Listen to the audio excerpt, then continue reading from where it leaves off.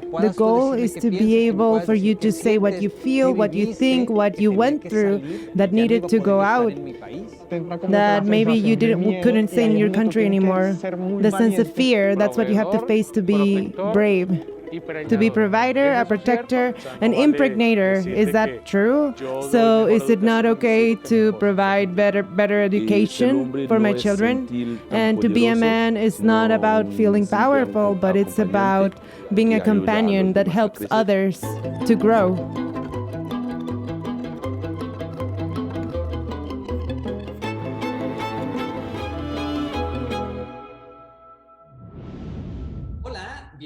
Hello, welcome everyone that is listening to us today. We are very excited to welcome you here.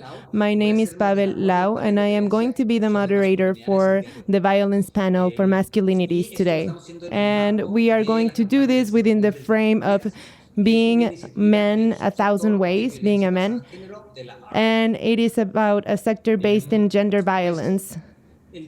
And today we want to talk about positive masculinities, gender-based violence with a very focused approach on immigrant populations, immigrant and refugee populations. So we're going to have a panel of experts today and asking very specific questions. We're going to invite them to share their experiences, their opinions, their initiative in order to open the conversation for everyone in general. So you know that you can watch this in Spanish, English, and even Portuguese.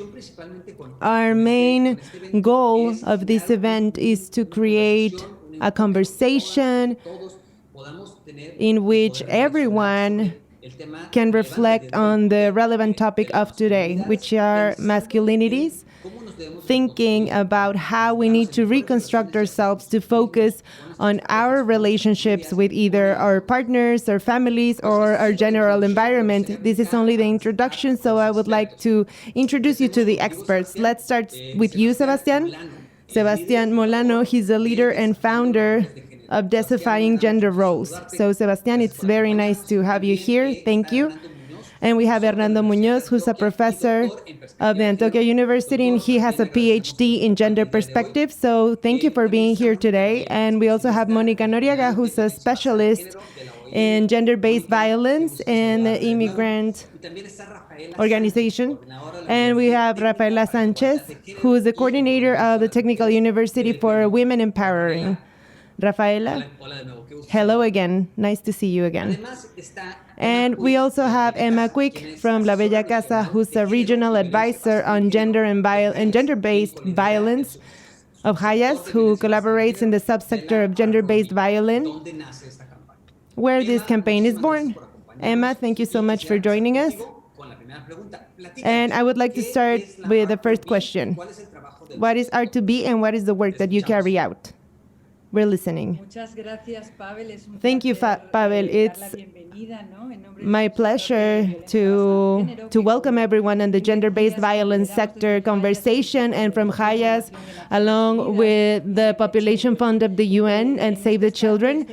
We coordinate this space, and I am very excited to be here today. We'll remember that, as you well know, the crisis of refugees and immigrants from Venezuela is one of the biggest in the world currently, and only in the region we have 4.6 million of people, and the numbers change, they increase for people that are refugees and immigrants from Venezuela. And this is such a complex scenery that in 2018 the Secretary of the UN made a calling so the organizations that are answering to this crisis could manage this crisis in a better coordinated and articulated way. And in that sense, there are now 159 organizations that are partners that are working in this response. And so following this line, we have obviously agencies from the UN, we have civil organizations, we have non-government organizations from all over the world, we have the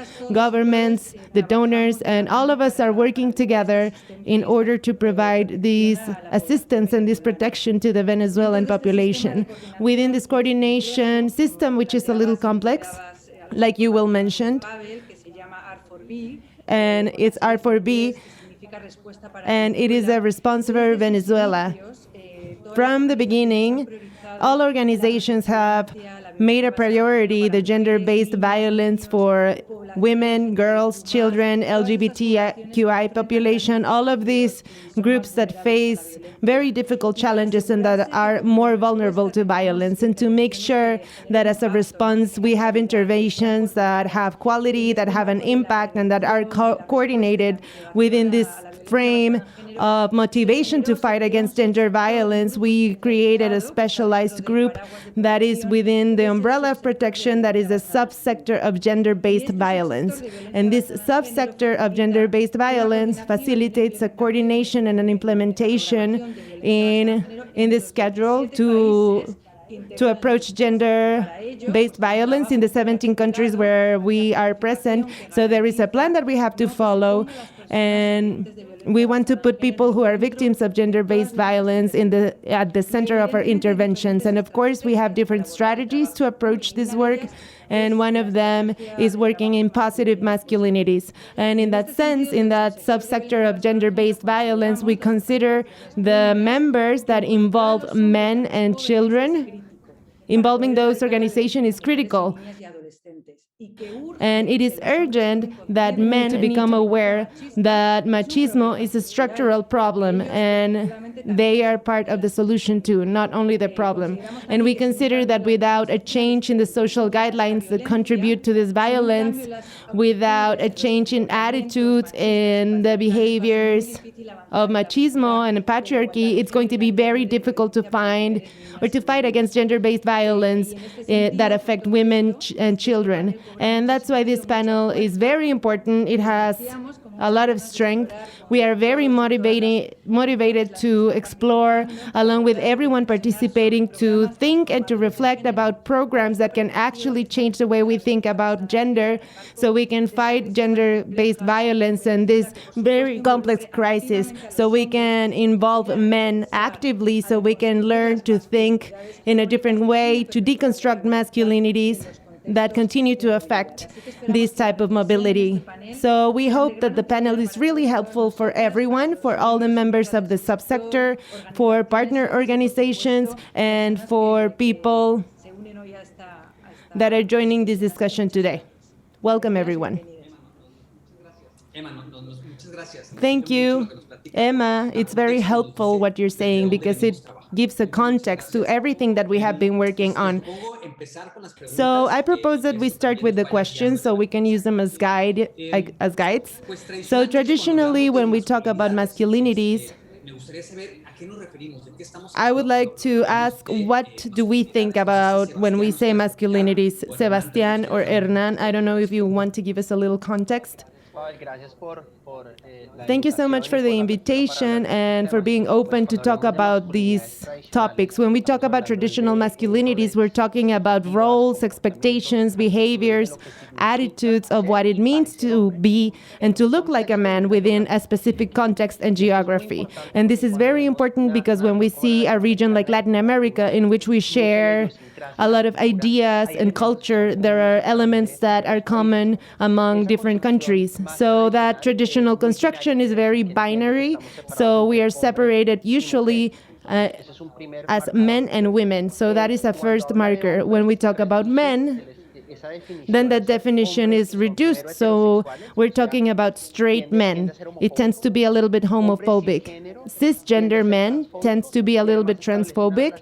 And also it establishes a very clear relationship and that says that women are below men. So masculinities are not defined as something that you own, but something that is imposed. So you're a man because you don't cry, you don't express your feelings. And what this creates is a construction in which men have to carry the weight of very rigid mandates that don't allow them to experience all life experiences, talking about emotions, feelings, attitudes, activities, etc. So it is very important that when we think about traditional masculinity, we think about roles that start to create these power mechanics that make people to have access to certain rights that others don't. And men like me, that I'm a cisgender straight man, brings a series of privileges and benefits that sometimes we're not aware of. This is reinforced by different situations because this is something structural, so we come across authorities like religion, like the police, or even the capitalist system that culturally we need to think how men are supposed to look and how they should be presented. And sometimes it's difficult to pinpoint the topic specifically because sometimes we don't know the definition of culture. Is it something that is socially imposed? Is it something that you learn? But it is a combination of factors. I would like to first thank you for the invitation. Thank you for being here. It is wonderful that we can talk about these topics today without being afraid, because it's very important what you are doing by putting this topic in the spotlight, because talking about gender, we usually think about women, and we've never discussed men openly or even other possibilities of the gender. So this is absolutely important, and I think that it is very important that within the frame of a campaign, like, I love the name, 1,000 Ways to Be a Man. Right? So I think that is a possibility. And with what Sebastián just mentioned, I want to continue talking about 1,000 Ways to Be a Man. It's just saying it's not one masculinity. There's not a single way to be a man. And that's what Sebastián was explaining a little bit. It's a possibility of considering masculinities. So now we're talking about gender and involving men or involving other ways of being a human being and of gender expressions and of feeling and gender identities. But also within men themselves, there are many possibilities of being a man. I think that the traditional issues come from feeling that there is only one way to be a man, which Sebastián already explained. So I think these are characteristics that are rising in the culture, as well as with women. There are other ways to be women. It's what we call non-binary. I've told my students, and what I have been working for a long time, I've identified a very important issue, and that today, more than ever, we need to consider gender as a political action of transformation, a political action of transformation of the societies where we live. If we don't work together in what we're supposed to, women are far beyond where we are because of what Sebastián mentioned. They have had to face the fact that men have been placed in a superior level because that is part of the traditional masculinity. So per se, we are superior. And that idea needs to be knocked down, and we need to stop thinking that way. And the other thing is that I wrote a book after my PhD thesis that is called To Be a Man. And I used that title because I wanted to say that we're not born men by nature, that as human beings we can be transformed, we can change, and that gender, like Sebastián also mentioned, is related to certain contexts, to certain cultures, and within those contexts and cultures we are taught to be men in a specific way. But a very clear line is that we have been taught in general, in all cultures, that men are superior, and that is the issue. So what we need to rework is the fact of power relationships. How are we going to understand that we need to work in those relationships, that women have worked on that more than us, but as it was mentioned before, this is a structural issue. We need to get men involved. And that is something critical. I also say to my students that this subject as a political axis is the topic of the 21st century, because we're going to continue having a lot of problems if we don't understand how important the involvement of men is, and if we as men don't get involved in order to make a real transformation, because women can continue to work. Thank you, Hernando. I think, Sebastián, you wanted to add something? Take advantage of the fact that we still have time. Yes, Pavel, thank you. And thank you, Hernando, for the way he's helping us explore this topic. I think that within the frame of the conversation that we're having today, we can start to think in reality what that means for men specifically. So I want to talk about a framework that is not old because it's from 1990s, but has a very cool structure, which is about thinking in the 3 Ps. So to define the role: provider, protector, and impregnator. So when we talk about a traditional heritage, then the man is the one that brings the money home. So that is the role that he plays in society, because that reinforces the productive work. And working at home, it's understood as something that is done for free. And that's where we see the first power difference, because at first, home was a place for women, and that is not true. That was imposed. That is something that we learn. So when we see changes in that dynamic in the life of people, in this case of men, and they lose the ability to provide, then they lose their identity as well. And in the case of immigrants and human mobility, that is key. And also as a protector, who are we protecting? Because they teach us that we have to protect our nation, our home, our families. And at the same time, when we see the rates of violence against women and violence related to machismo that happens at home, so we are the biggest threat to those who we protect, to those that we love. So that is a terrible construction. And in case of impregnating, procreation, that means that you don't have that much of a sexual responsibility, and it creates this horrible masculinity to say that teen pregnancy is not rape. And we have to call things by their name. This is rape, and also being in a culture that lets this happen. So those 3 Ps can help us explore in the practice the way that men experience the traditional masculinity. Thank you so much to both of you. I think that this gives us a very big overview, even in history and focusing on the future. What are the tasks that we need to perform in order to have a transformation? Thank you, Sebastián and Hernando. I would like now to explore the consequences of these masculinities that we're living for women and for girls. I don't know, Moni, if you could tell us about the consequences.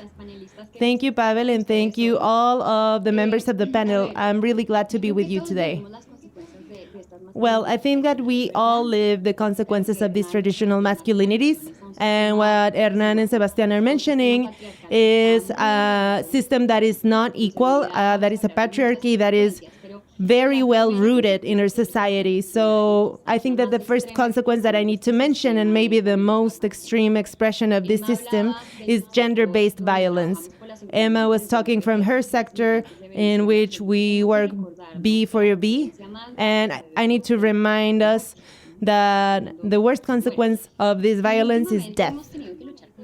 We're talking about death. And lately we've been fighting in a pandemic, and that is a very present struggle. And also gender-based violence, it is a pandemic. And after this year in which we faced the problems firsthand, how Latin America and the Caribbean deal with this, because 2 out of 3 women suffer from gender-based violence. And just as we're getting vaccines for the COVID, then I think that we should get a vaccine against the violence. So that's why I think that the panel today is super important. Sebastián, the topic that you mentioned is the first step, is to rethink about those masculinities, to rethink about those roles. Like any pandemic, to develop a vaccine, we need to understand the causes. Where does the violence come from? It is a complex topic, and I'm going to try to make it simple and the way I see it. And, well, simplifying is something that humans do every day, because in a world in which every person is unique, we've created ways of simplifying those possibilities of being and to make our interactions more predictable. What is expected from me and what can I expect? And that's fine. The thing is that violence against women and girls has been imposed by a supremacy of what we have constructed when we face masculinity versus femininity. And in a very specific context, in a specific place, we have a feature that used to be unquestionable. It was binary. You were either men or women. So we build a box that assigns us all of the behaviors and all of the things that we're supposed to do, and even the feelings and opportunities that that person should have, or the opportunities that that person should have access to. So what does that mean in simple terms? It means that today something that may not look like something harmful, like celebrating the birthday of a 6-year-old, for example, in Colombia, and you wouldn't take a pink doll. Maybe you're going to take building blocks as a present, or maybe a water gun or a soldier, and it looks harmless. And even when I was younger, when it was a male teenager's birthday, we would give them magazines with women in bikini, and the teenage girls, they have access, I don't know, to cooking classes. And for example, if a teenage boy wants to take kickboxing lessons, they're not going to have a lot of girls. And it's us as a society that build these boxes. This is for girls. You have to focus on beauty and on being careful and not being very active. And this is for men. And they have different professional aspirations. And so violence starts to get normalized within those boxes. And that's how it starts to develop. So I like what you said, Sebastian, about being imposed, about being learned, because that is precisely how it works. And these boxes or these gender roles are very comfortable because we are so different. There are so many people out there, and they're so different within themselves, and we are trying so hard to impose these boxes on them. So what Sebastian was saying, how this narrative starts to be constructed, it's because these work as oppositions, like the boxes that I imagined for gender roles. I'm simplifying a lot because I'm talking about intersectionality at all. I'm not talking about socioeconomical conditions, race, age, etc. I'm just talking about the primary factors. And well, that's one of the first boxes that we opened to classify people. I just became a mother, and one of the things that we have to deal is about the expectations that we have for that little person, because we need to decide from the color of the clothes that we put on them, or the profession that they're going to have, or thinking about their wedding since you're 20 weeks pregnant. And we don't know anything about that person, but as a society, we are imposed to assign them a role or a box. So I think what is expected from me, it is extremely linked to the box that I belong to. So I think that is very important. What I perceive that I am allowed to do, or what I think that has value of what I do, is completely linked to that. So let's think about valuing, because the boxes were not created equal. What we value as a society, or the way we think, let's say that there are qualities that demand respect, like physical or economical power, even guns, or qualities that we consider intellectually more important, like leadership, risk-taking. Where do you find them most? In the box that says M for men, or in the box that says W for women? And a lot of times, these ideas are opposed. And we can see that lack of equality. So if one box is strong, then the other box is submissive. One is protector, and the other one is vulnerable. So the other is a protector, and the other one takes care of the home. So the boxes are not anywhere. They are just thought in a way that one is more dominant than the other. If we put them in a scale, one would weigh more than the other. So if we think of those boxes of boys and girls, for example, when we think about a boy, when we think about the family tree, only boys get to keep their last names. So how did we keep this order for so long? And then they would talk about legislations. And Hernando, I loved what you said about that, the political character that this issue has. So it's through guidelines, through tradition, through religion, and through culture that we have to rethink all of this. And a lot of people would say maybe, well, we've done so much improvements, and you are right. There are things that we need to celebrate. But the truth is that in the community and in the family environment, there's still a lot of domination. And so we are making sure that people don't get out of those boxes. And how do we do it? I think that is through shame and through violence. And it's interesting because in trying to belong and our fear of social rejection makes us hold on to those boxes of masculinity or femininity. For example, a man crying, it's something shameful. A man that is violent against their partner if they don't clean like they like it or whatever, we find it somewhat acceptable. And that is, unfortunately, very common. And I'm not saying that that is the goal of every man. I'm talking about the system and the behaviors that are related to what being a man or a woman is.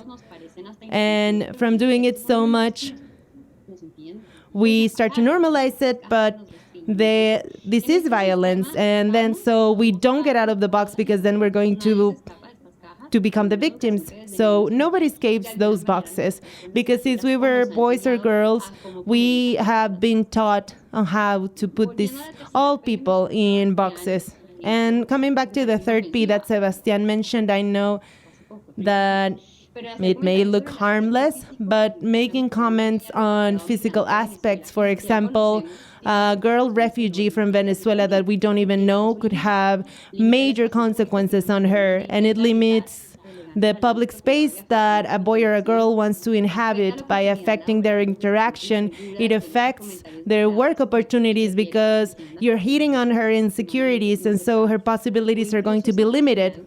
Or even that educational opportunity, because parents prefer to protect her instead of sending her to school.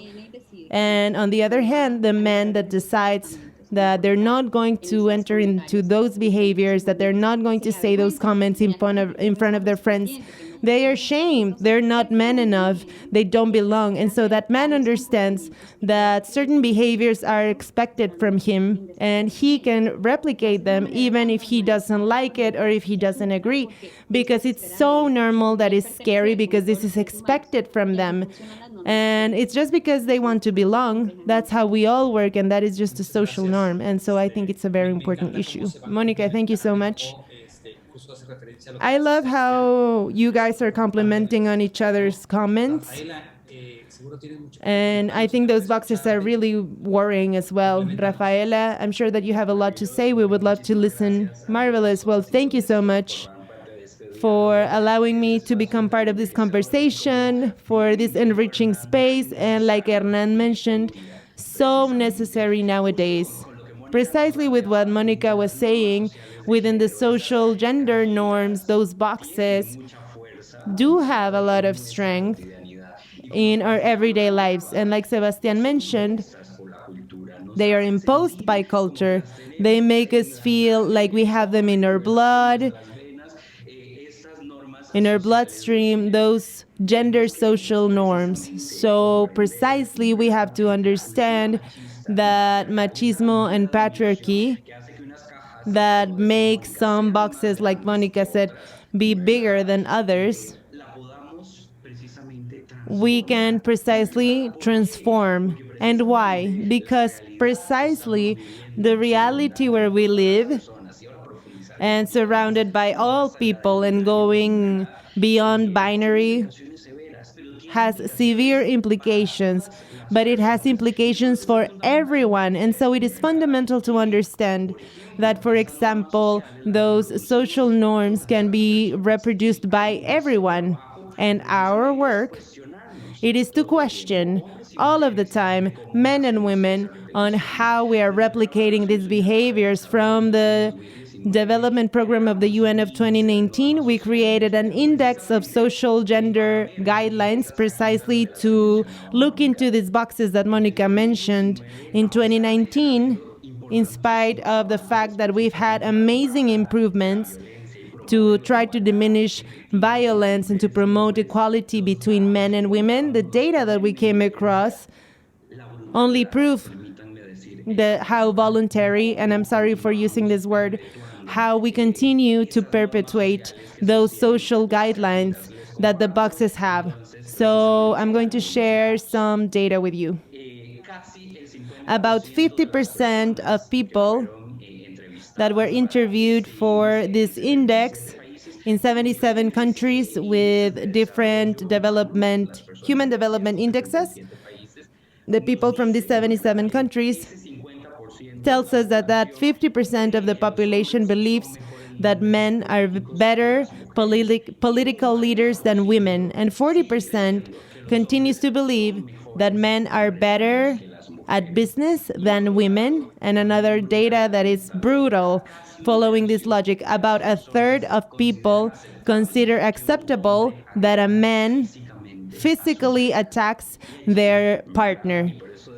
And that's why I use the word voluntary. That continues to legitimate with those social behaviors that women's bodies are bodies that can be exploded. Monica gave us the examples of the notebook covers for teenagers with semi-naked women for teenage boys and with other things for teenage girls. Those are the little things that create the gender social guidelines and therefore the consequences that these social guidelines have over that construction in which they make us feel that women with vulva exist and men need to have penises, and with all of the characteristics that have been mentioned before. So following that line of thought, we just consider only those bodies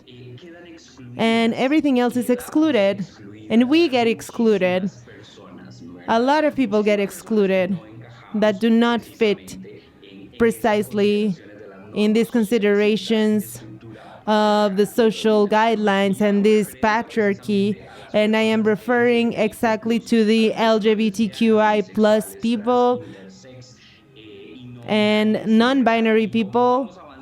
And as we move forward, in spite of the fact that we are changing the social guidelines, and on the other hand, the social movements are showing improvements, that those binary conceptions are a lot more complex than what we used to think. And that is why there we start to understand the effects that traditional masculinities tend to have. Thinking, for example, about being dominant. If women's bodies are explodable, then they can be dominated, then everything that gets close to being feminine or being a woman is going to have that characteristic of being explodable. So these concepts of mobility, trans women are the ones that experience a lot of the violence in certain contexts. They are more vulnerable to be caught by organized crimes or to be victims overall. And why? Because if a girl at 10 years old starts to say that she's trans, that means that their body has a penis, and she has been pushed to dress like a boy. But if she starts to say, I am a girl and I feel like a girl and I want you to help me to build my identity, unfortunately, the majority of the response that that person would get is being expelled from their homes. So if she's expelled from her home, then she's going to end up in the streets because there are not enough networks to protect that person. So that violence in the streets exposes her and increases all the violations to human rights, but especially to be a victim of specific types of violence. And that is only talking about trans people. So we also need to have a wider perspective on how masculinities have an impact and how the social guidelines that are inherent in all of us to think beyond binary concepts and how that affects other populations. Great, Rafaela. Thank you so much. And definitely, Men live the consequences of having those boxes imposed, of being trapped. So what type of consequences do men have from this structure? I don't know, Sebastian, you could help us by giving us some ideas. So, yes, Pavel. Well, first of all, it's very hard to hear the interventions of Rafaella and Monica because how severe the experience is in women, girls, and LGBTQI populations is devastating. So I do want to talk about how this traditional masculinity box has an impact in our lives without saying that it is the same impact, because death is not the consequence for me as a straight man. So I think it is important to differentiate that it does affect us, but it affects us in a different way. It dehumanizes us. Because, for example, expressing and articulating feelings, because we are people. We have the ability to feel and to be empathetic with others. And when we are denied that possibility, then that dehumanizes us. And so that allows us to use anger and strength as a valid mechanism to express my feelings. And that is horrible. In the case of human mobility, for example, I am an immigrant. I've been here for 15 years. And following the capitalist logic in which we live, sometimes when we migrate, it's looked at something successful. So you, as a man, you have a different profile because you have the victory. But when you are in danger of your life, or when you're in danger of affecting your relationships at a social level, then you become very anguished, because you have to arrive to a different context in which the social guidelines are different, but you still need to follow those parameters that if I don't bring money home, then I'm not a man. Or if I'm not capable of, or if I don't bring money home, then I'm not a man. If I'm not able to protect my family, then I'm not a man. I'm not supposed to show any fear, or if I acknowledge the feelings of frustration, anger, then I'm not man enough. And that is very powerful in the sense that it stops men from expressing their feelings, and it breaks that logic that the vulnerability of a man is not being able to do something. The frustration comes from not being able to articulate our feelings, because when a man is able to say, I can't, I'm afraid, I don't know what to do, then it opens the door for the people around them to express the same. And we start to see those vulnerabilities as normal. And so when these men have this kind of breakthrough is when violence starts to rise. There is also a lot of loneliness in men. We've seen it in the rates of how people are affected in their mental health. So it's not only about a particular way that men are affected, but when they are inserted in a new context, there are other ways that these masculinities are experienced. For example, in places where violence is normalized at a higher level, and when you come from a context where violence is not that normal, but you get to that new context and it is normal to offend people, to be aggressive, to use weapons even. So you either get adapted or someone adapts you. And so that's very dehumanizing overall. And just to wrap up on that answer, it also affects the humanity of the others, because we have to understand that having a life experience where we have a diversity of gender expressions, of sexual orientations, that doesn't make you less human. And as men, we have to start to open our eyes, because thinking in a binary way doesn't allow us to understand life in a different way either. Sebastian, thank you so much. Yes, actually seeing all of your elements allows us to see the bigger picture. So we have to understand that these gender roles take over all elements or all parts of our lives, even in people that are moving to a different country. Monica, could you help us a little bit in that area? How do these concepts affect refugees and immigrants? Of course. Well, what a beautiful reflection we have in this panel.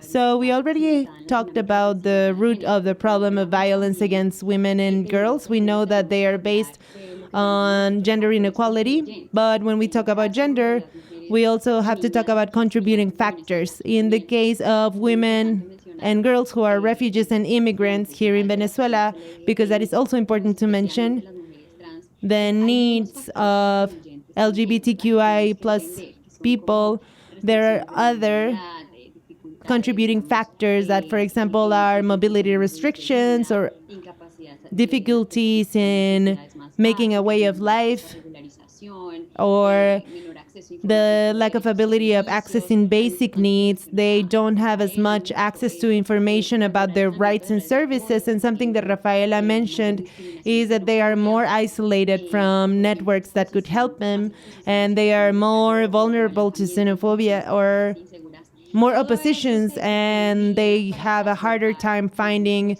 places to stay. And all of that adds up to the risk of gender-based violence in Venezuelan women and girls.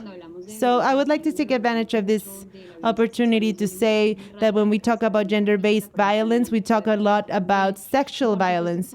We think a lot about physical violence, for example, in relationships, and all of these are still present in refugees and immigrants. But I would like to talk about other ways in which violence also damages a person. I would like to talk about denying the access to opportunities, resources, and services, because these are things that we don't mention a lot, but they're still there. They are being perpetuated in our region. As we speak, there are women and girls that are victims of this type of violence. I would like to talk about how sometimes the access to economic resources or to work or to ways of living or to education services, to health services, sometimes they are denied. So information about the members in the platform and an important tool that we have to get to know about immigrants, it's a matrix to follow up on displacement, on people displacement. And we've seen, and we are very concerned about the huge obstacles that women who are refugees or immigrants have when they travel to a different country. So it is a little bit of what we've seen. We've seen a huge contrast that even up to 60% of Venezuelan women that have university degrees and that they have previous work experience, and that should mean better income or a better job position in the countries they arrive to. Actually, women have better rates than men. However, the reality lets us know that most of these women are unemployed, and those who do is usually in the informal market, about 80% of these women. And so we have this huge contrast because the qualifications comparing to their way of life don't make sense. And it is true that all refugees and immigrants face problems when they arrive to a new country: access to regularization, the access to the work market. That also implies certain challenges and problems like with the university degrees and make them valid. But most of women and girls report gender-based violence, especially sexual harassment in the workplace and in the streets, as one of the main obstacles to incorporate the work market. And we already talked about traditional masculinities and how it is thought that women and girls are supposed to be there just to accept those comments, even if they don't want them, even being touched, even if they don't want to. So this is something that goes beyond the incident, because these public spaces, like the work environment, are not thought to be for women. In the case of women who are refugees or immigrants, these behaviors happen more because there are stereotypes and prejudices that are associated to a gender construction that we've made of the Venezuelan woman as a very sexual woman. So from women and from girls, we have numbers from that are affected because employers request to go out with them in order to hire them. So that is a real problem. Another obstacle that we found that is very important, that we also mentioned in the first part of the panel, is the role of being the care provider. Because it's almost automatic that if the younger or oldest people in the family needs to be taken care of, usually is the woman that takes on that responsibility, either if they work or not. And so that doesn't allow her to continue keeping her job, or they have to work a lot in order to be the care provider and still keeping their work. So during the pandemic, which we have lived in the last couple of months, what happens when someone in the family gets sick? Who is supposed to quit their job if there is a need for a sick person or of taking care of someone back at home? Usually is women, so it is not surprising that the percentage of unemployment has risen more in women than the rest of the population. So we're talking about a disproportionate impact regarding the workload at home and the difficulty of finding dignifying opportunities.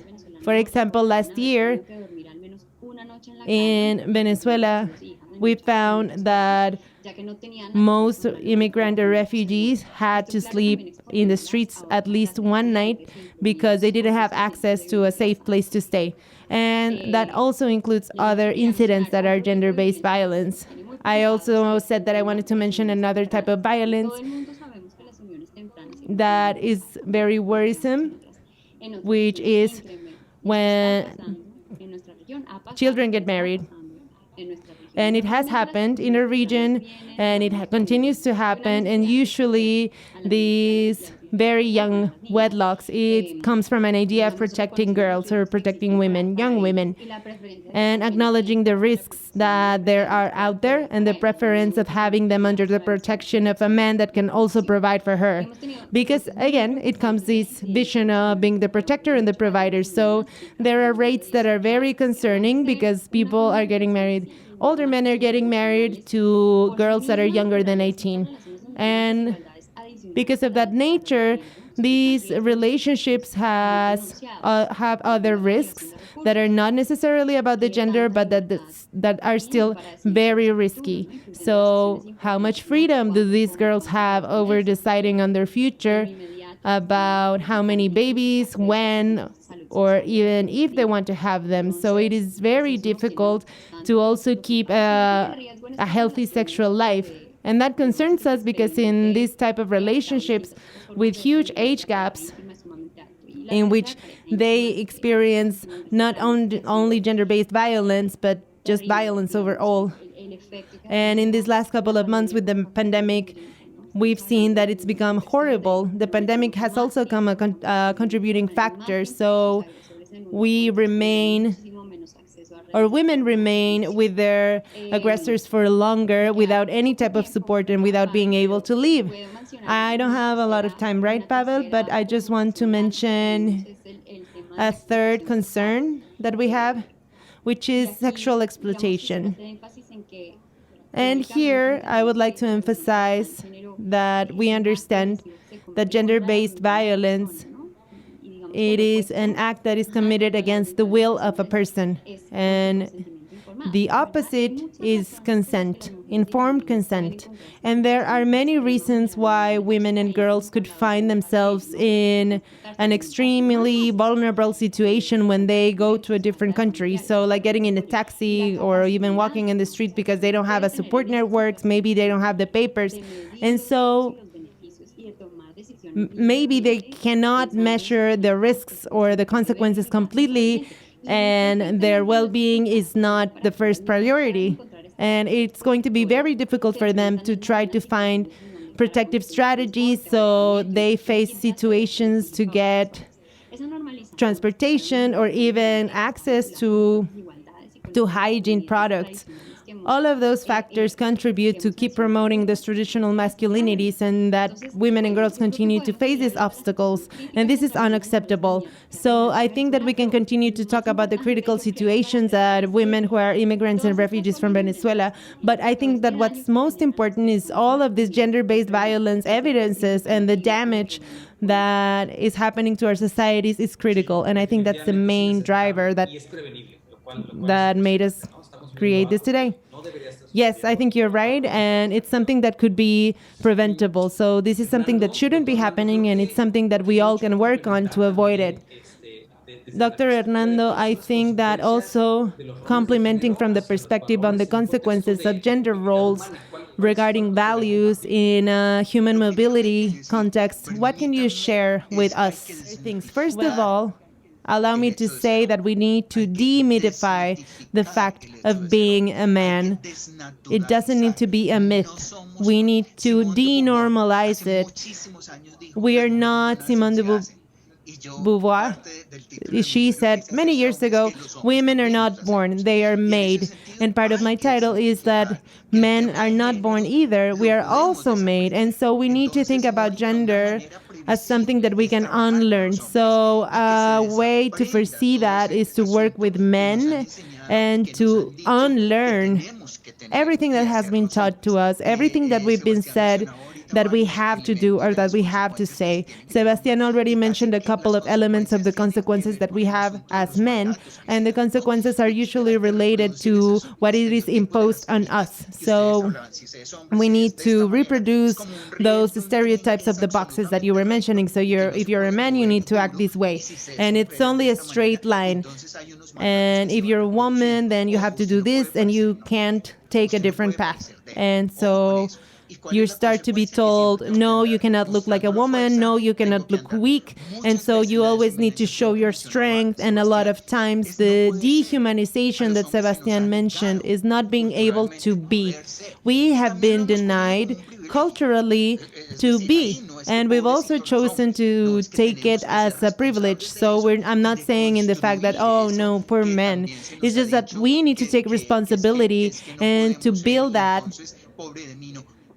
we have been told, no, you cannot be this way. And then I say, oh no, poor me. And it's part of the struggle that the UN or universities or different institutions are doing. When I propose topics for research of masculinities at universities, I know a lot of people laugh because they think that is not worth studying. Men are men, men are not going to change, and it is not worth it. And that's where I want to emphasize that we need to insist on this topic. We need to insist in this conversation to be able to understand that politically, economically, emotionally, from power relationships, there is going to be a transformation in the world if we as men get involved and if we change. If we stop being afraid, if we stop being anguished, and if we stop following the stereotypes that the culture is imposing on us and that make us to be strong, to be procreators. A lot of men are saying nowadays, I don't want to be a dad, for example. I don't want to have children, and that's very interesting, and a lot of women are saying that too. So I think it is worth to start looking into that from that perspective, and I'm emphasizing on the fact that we need to denormalize it. When we talk about mobility, what happens? Usually in their culture, the Venezuelan culture is very close to the Colombian culture, to the Panamanian culture, to Argentinian culture. We've all been taught to be machos in the same way. And in that sense, there is no difference. I mean, there are other differences, but being a macho and to remain a macho, one of the things I did was to work in the pairs, because that is an issue that we've almost never covered. And I think that men here struggle a lot with the perspective of other men, so our equals, our peers, and how others see us when we are children or when we are teenagers. So talking about peers, now it is being said that things are starting to change. Monica already mentioned that a lot of it is on paper. Rafaela, I'm sure she knows that regarding LGBTQI, a lot of things have changed. But in paper, And it seems like we have to carry that paper under our arm to remind everybody that these rights are already acceptable and that shouldn't happen, because we also need to transform our ideology. So it is extremely important to think about education. How am I going to transform way of thinking? Because it's family, it's our peers, and it's school. What are they being told in school? When the teacher says, don't cry because boys don't cry. And if a girl falls, then she's taken care of and she's embraced. And these very small conducts is something that we need to focus on. In the topic of mobility, we worked with 5 organizations that work with men in Colombia. Small research, it's not a deep research.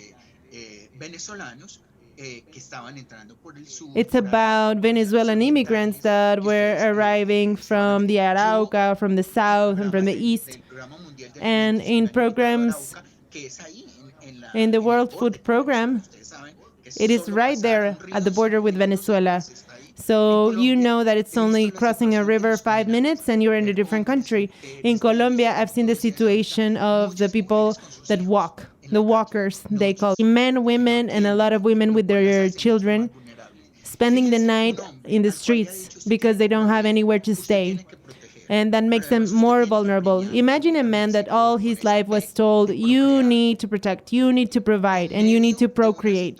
In the middle of a situation, of a context that is demanding a whole topic of saying, you are the macho, you are supposed to respond to this situation. So it is a situation of exploitation.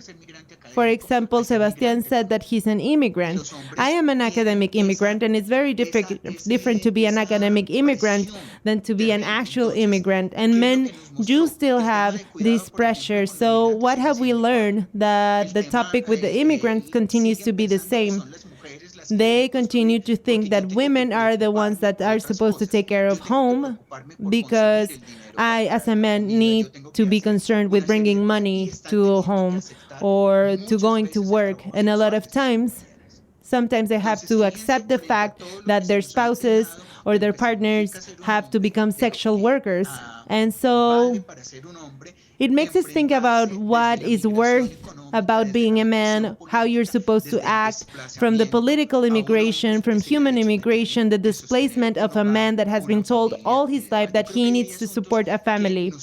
So I think that these are issues that should move us to work with these men that have a different context, and that these men have a double load and a double weight. One is what culture demands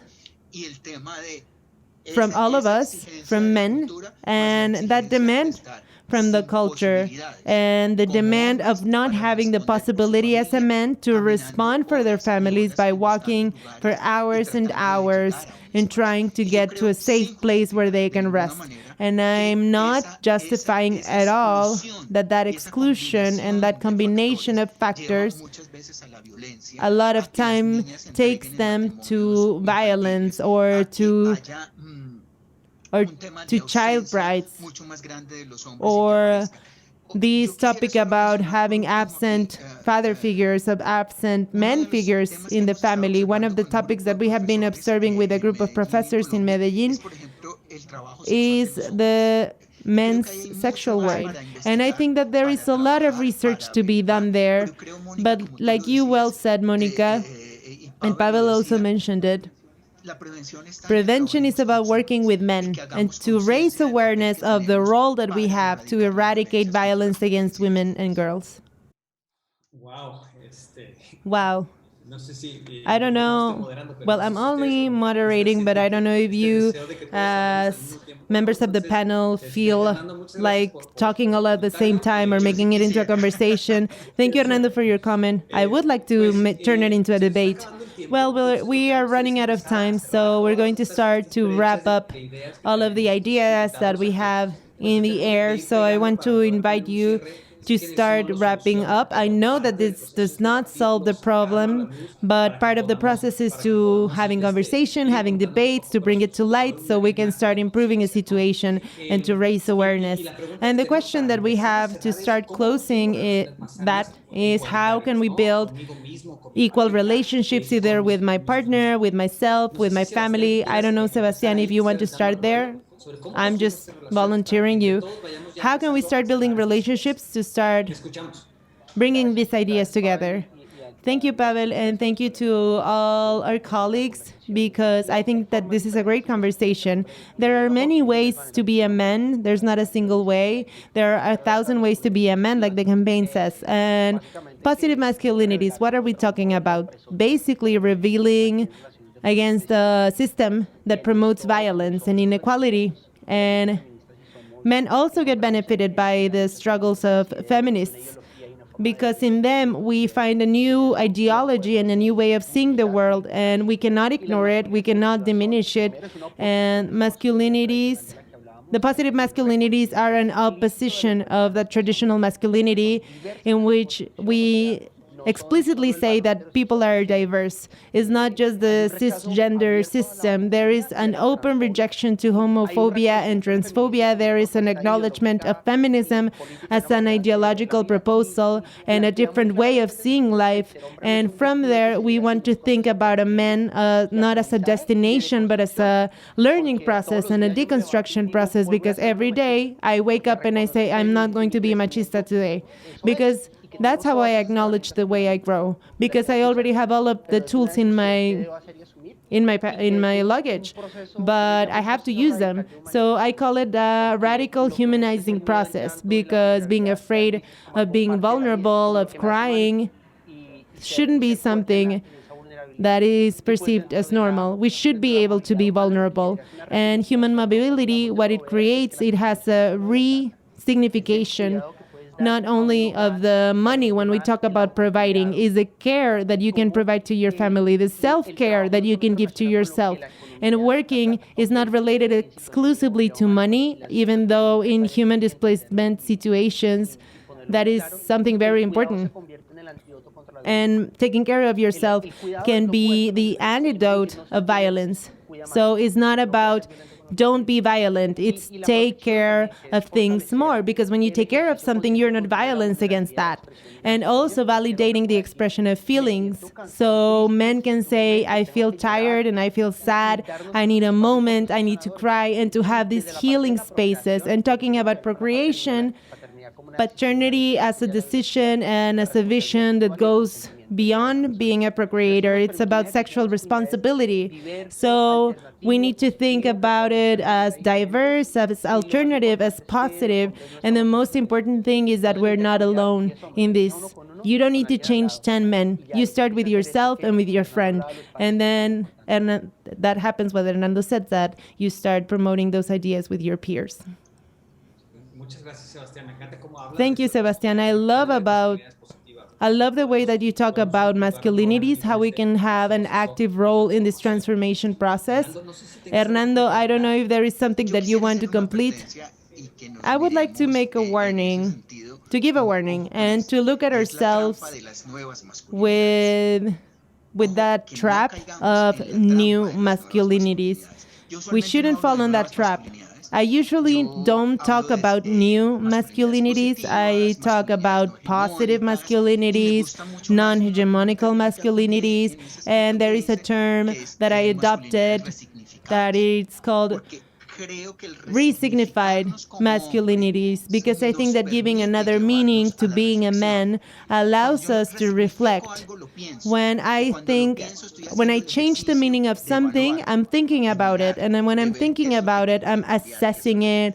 I'm thinking what is changing. So it's to redo something. So I think that's worth doing. The topic about new masculinities is a facade. And so where is the trap? I don't know if that has happened to you. I'm sure that it has, that maybe you see a father and you see a man, like Sebastián, I'm going to say something horrible, Sebastian, but maybe it's in his 40s, his 30s, I don't know.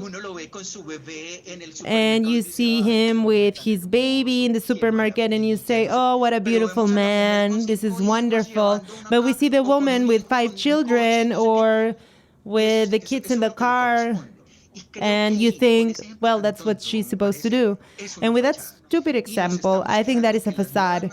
And we are starting to think that new masculinities or new ways of being a man is doing things that we should do as functional adults, because a functional adult has to take care of their child. And Sebastian has mentioned this topic about taking care a couple of times. Women are claiming more about the responsibilities of taking care of their families, of their relationship, their children from men. So I think that we should consider that positive masculinities or re-signify masculinities take us to have a deeper understanding of the roles, or rather than assigning roles, because a lot of men say, no, I collaborate, I help at home. Well, we all have to do it. It's not that you're special, it's not that you're a good man. That is something that should be super clear, because re-signifying something is a lot deeper. And when I say deeper, I say this to men and women in the workshops that I have. Because I have women that tell me, my husband is perfect. He helps me at home. He cooks. And when they say that, they say it like their husband is a god. And it's not something special. We are supposed to know how to cook. We shouldn't depend on women to cook.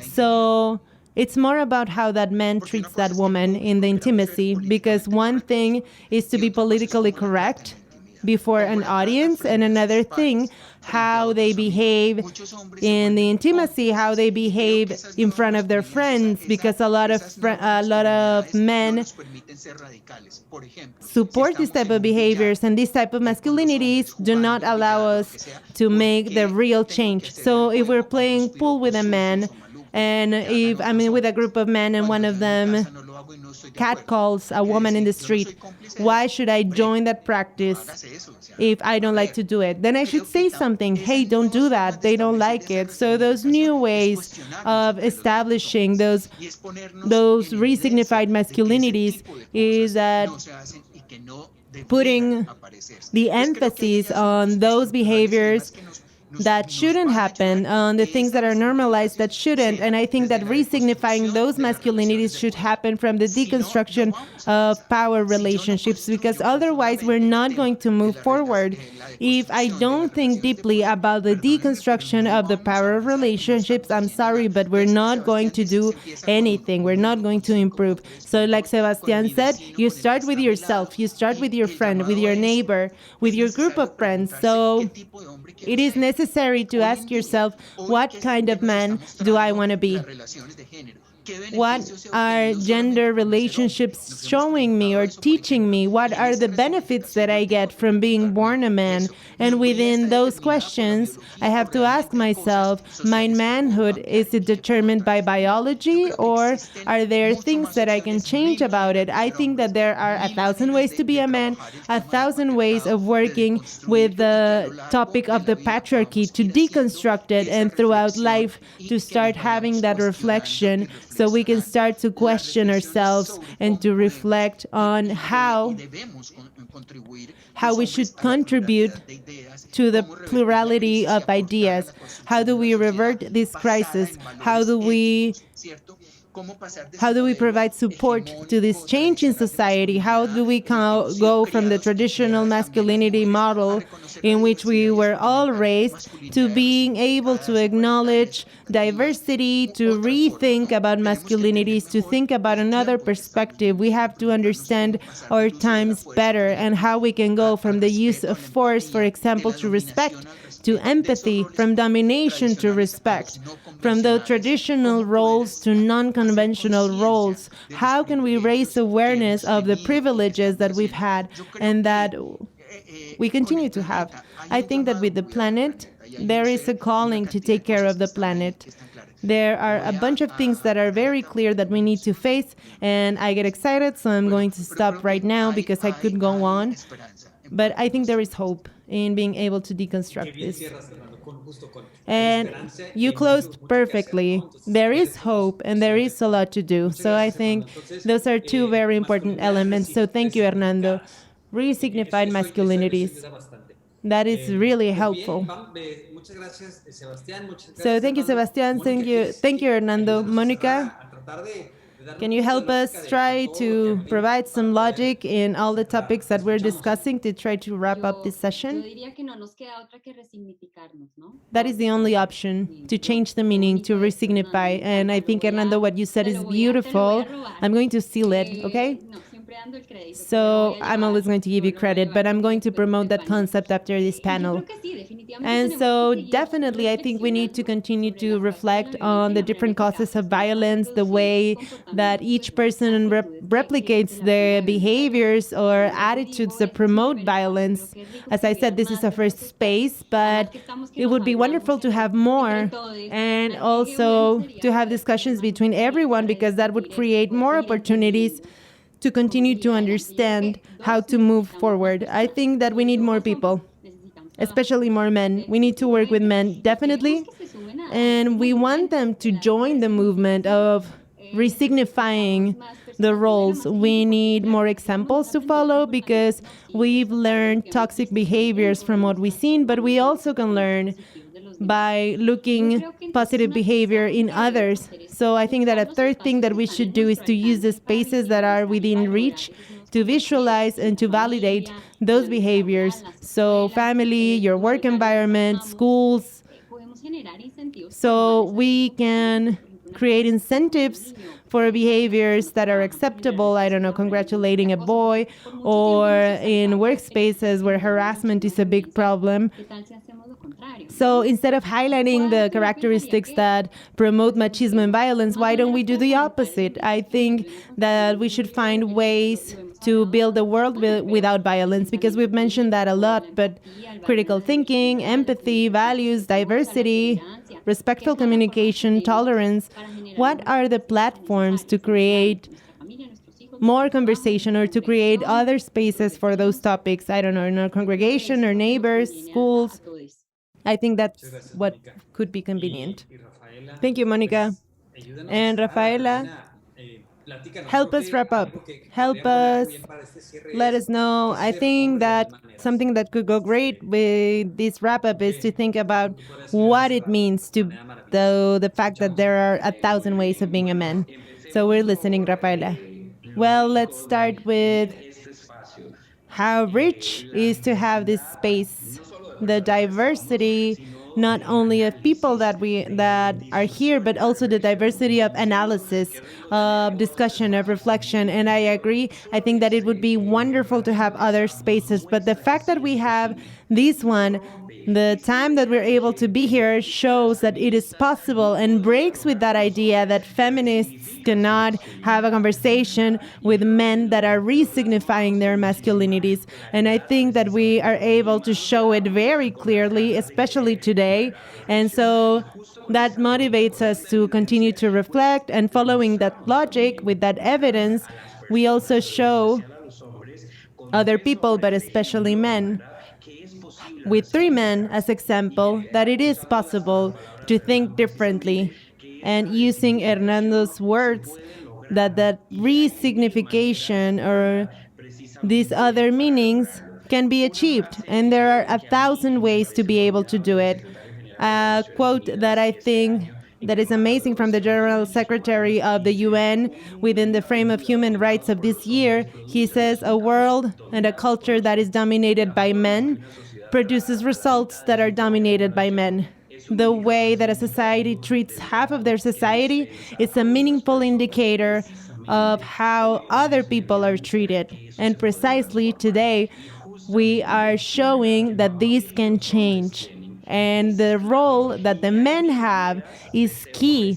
And there are 1,000 ways of being a man, and those 1,000 ways of being a man are completely rethought or thought differently from a perspective, from a logic that contributes to equality, to break myths, to break stereotypes, that the fact of thinking that men are able to take care of their children, to have a father that can be present, that can protect you, that can be there to support you. So those 1,000 ways go through that resignification to that change of meaning. And I think that it is key with the other transversal topic that we've mentioned, that in this resignification, we should put under the looking glass the dimension of violence as one of those ways that is manifested. Social guidelines, stereotypes, gender roles, the boxes, like Monica called them, how we realize those ways, and therefore we can take action. Everyone can take action to get rid of violence specifically, and especially violence against women in context of mobility. So I want to congratulate everyone that organized this event. I think that this is how we are going through to the right path, to get a more equal world so we can accept everyone without discrimination. Rafaela, what a wonderful way of wrapping up. Thank you so much. I know that nobody's asking me questions, but I do want to say something, because a lot of things that I'm listening from you is that we have those boxes that keep us locked, and in order to destroy these boxes, we need to study ourselves. We need to think about ourselves and how we can transform, and this is eventually going to liberate us. It's going to bring us more freedom to get rid of these power dynamics in order to get a fair society. There are a lot of ways of being, and as a man, that is also true. I want to invite you to join the campaign 1,000 Ways to Be a Man, which is an effort for the platform of visualizing the gender-based violence that is part of the platform R4V, that is for Venezuelan immigrants, and that's where the campaign comes from. I want to tell you a little bit about the campaign. Is 1,000 Ways of Being a Man approaches the causes that promote violence against women or gender-based violence, looking to promote attitudes, thoughts, ideas that are aligned to positive masculinities.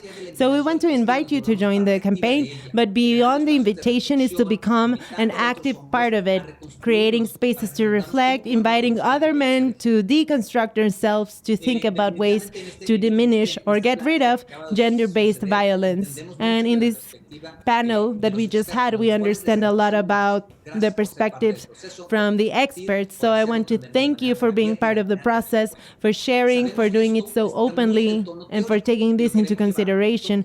We know that this sounds very theoretical, and we want to take it to the practice. So we want to invite you to watch the next video. It is an extract from a conversation that we had with a group of Venezuelan immigrants, well, mainly from Venezuela, in which we talked about positive masculinities, and we were asking ourselves, how can we be men in different ways?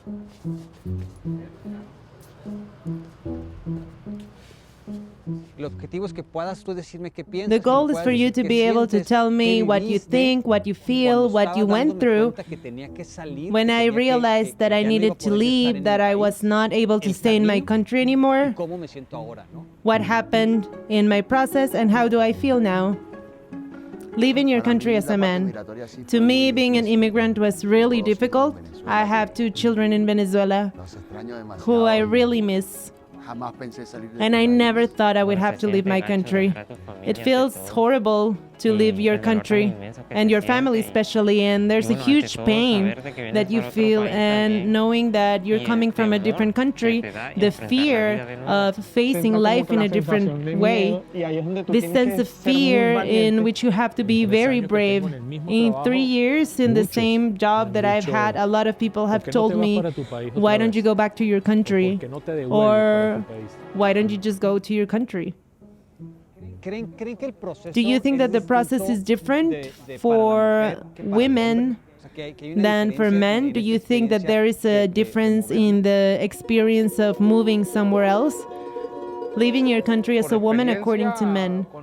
By experience, I know many women that have come from Venezuela, and they've had a really hard time entering the country because they've been judged, and everybody thinks that they come here to become sexual workers. My sister is 30 years old, and another one is 50, and they held them from 9 p.m. to 6 a.m. because they were traveling by themselves. And it was 3 men that were even asking them for money. And in that case, they were requesting money in order to let them go. If they didn't get the money, they were going to get deported to Venezuela.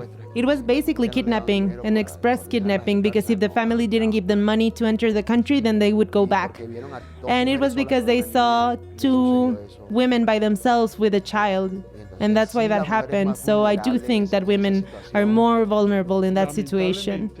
Unfortunately, as men, including myself, we have a power, or we think that we have a power over women or the female sex, and in that power position you can think of anything. How can we define ourselves as men, being a man? Well, it's called the 3 P's: providing, protector, and impregnator or procreator. So is that true? That's what I would ask the rest of the group and how each of you sees it. I think that definition of man is already changed, because being a man means a lot of things. To be that figure that you have to be just because it's a stigma that you have since you're born. Men don't cry, or because you had a father that said, if my son is gay, I'm going to kill him. That concept is done. That climate has changed. If I've had that example to follow with the right father, then I wouldn't be here. I am the only one member of my family who is a member of the LGBTQI community. So if I would like for men in the future to not create difficult spaces, then what am I supposed to do? Positive masculinities. Well, our sons who at some point are going to be in a certain position, then we have to break that patriarchy tradition, that machista tradition of dominion, and thinking that I want all women I see, or I desire them. The things that your parents do, of course the children are going to do when they grow up. I think that helps breaking the stigmas that you mentioned, starts to open new paths. And so we take as example people that we actually want to be like. So it's not like I provide a better education to my children than my wife. That is not true. Well, now the roles are shared. The man tends to be really powerful for things that are not that impressive, and I think that leaving that pride behind leaves you open to learning, or you start listening to what people say. I think all men cry. We all have moments of weakness. We've all broken down. Being a man is not about feeling powerful, it's about being a companion that helps others grow. Because being a man is acknowledging when you have to change.